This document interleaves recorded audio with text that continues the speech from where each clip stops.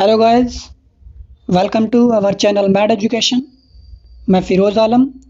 आज हम लोग वर्ड कॉन्सेप्ट में एकता और अखंडता की बात करने जा रहे हैं कि एक्चुअली में एकता और अखंडता होता क्या है। तो आइए जानते हैं कि एकता और अखंडता क्या होता है और हमारे संविधान में इसका क्या उल्लेख है। एकता शब्द अंग्रेजी भाषा के यूनिटी का हिंदी रूपांतरण है। यूनिटी शब्द फ्रेंच से लिया गया है, इसे यूनाइट कहते हैं फ्रेंच भाषा में, जिसकी उत्पत्ति लैटिन भाषा के यूनस शब्द से होती है, जिसका अर्थ एक होता है। अखंडता शब्द अंग्रेजी भाषा के इंटीग्रिटी का हिंदी रूपांतरण है। इंटीग्रिटी शब्द की उत्पत्ति लैटिन भाषा के इंटीजर शब्द से होती है, जिसका अर्थ पूरा या कंप्लीट होता है। लैटिन भाषा में इंटीग्रिटी शब्द जो है उसे इंटीजर कहते हैं और जिसका अर्थ पूरा या कंप्लीट होता है। और इंडिया में इंटीग्रिटी को अखंडता शब्द से जोड़ा गया है। एकता का अर्थ होता है एक होने का भाव। यूनिटी का अर्थ होता है कि एक होने का भाव। अखंडता यानी इंटीग्रिटी का अर्थ होता है कि खंडित नहीं होना, यानी अलग नहीं होना, साथ रहना। एकता भावनात्मक एवं मनोवैज्ञानिक पहलू को दर्शाता है। एकता जो है भावनात्मक, जो भाव उत्पन्न होता है, जैसे हिंदू मुस्लिम सिख ईसाई आपस में हम सब भाई भाई, या भावना जगा रहा है ना कि भावना है एकता की, हिंदू मुस्लिम सिख ईसाई आपस में हम सब भाई भाई।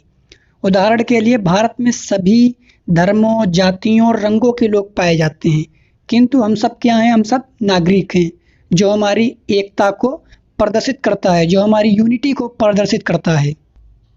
अखंडता जो है वो भौतिक अवस्था को दर्शाती है। जैसे भारत में कई राज्य और केंद्र शासित प्रदेश हैं, यूनिटी हैं, स्टेट हैं और यूनियन टेरिटरीज हैं, जो मिलकर एक संघ, यानी एक संघ का मतलब यूनियन ऑफ स्टेट यानी भारत का निर्माण करते हैं। यह जो है हमारी अखंडता को दर्शाता है, जहाँ पे कई स्टेट यूनियन टेरिटरीज आपस में मिलकर एक इंडिया यानी यूनियन ऑफ स्टेट का निर्माण करते हैं। यह इंटीग्रिटी को दर्शाता है। आज़ादी के बाद सरदार वल्लभ भाई पटेल जी ने भारत की स्वतंत्र देशी रियासतों का एकीकरण कर अखंड भारत का निर्माण किया, यानी एक इंटीग्रिटी यूनियन ऑफ स्टेट। जो पहले स्वतंत्र देशी रियासतें थीं, उनका सरदार वल्लभ भाई पटेल जी ने भारत में जो है एकीकरण कर लिया। इससे हमारे अखंड भारत का निर्माण होता है। भारतीय संविधान की प्रस्तावना यानी इंट्रोडक्शन ऑफ इंडियन कॉन्स्टिट्यूशन में एकता और अखंडता शब्दों का उल्लेख है। 42वें संविधान संशोधन द्वारा अखंडता शब्द को संविधान की प्रस्तावना में जोड़ा गया, जबकि एकता शब्द संविधान की प्रस्तावना में पहले से ही है। अखंडता शब्द को 42वें संविधान संशोधन द्वारा जोड़ा गया, लेकिन एकता यानी यूनिटी शब्द जो है वो संविधान की प्रस्तावना में पहले से ही सम्मिलित था। भारतीय संविधान के अनुच्छेद 1 के अनुसार भारत यानी इंडिया राज्यों का संघ होगा। इसीलिए अनुच्छेद 1 हमारा क्या कहता है? Union of state.